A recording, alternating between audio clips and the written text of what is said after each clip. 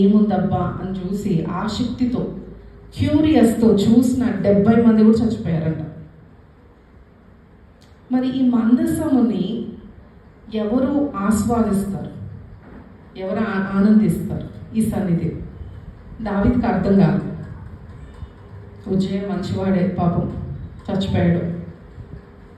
మరి ఇంకెవరు ఎలా దీన్ని చేసేదంటే, ఈయన ఏం చేశాడంటే ఒబేదు ఒక ఇంట్లో పెట్టాడంట. పెట్టి ఈయన వెళ్ళిపోయాడు. 3 నెలలు వెళ్ళిపోయి 3 నెలలు ఈ ఒబేదు వాళ్ళ ఇంట్లో ఉన్న ఈ మందసము వీరు ఇంటి వాళ్ళు, వాళ్ళ పశువులు, వాళ్ళ మొత్తం ఇల్లంతా ఆశీర్వదించబడిందంట. హల్లెలూయా.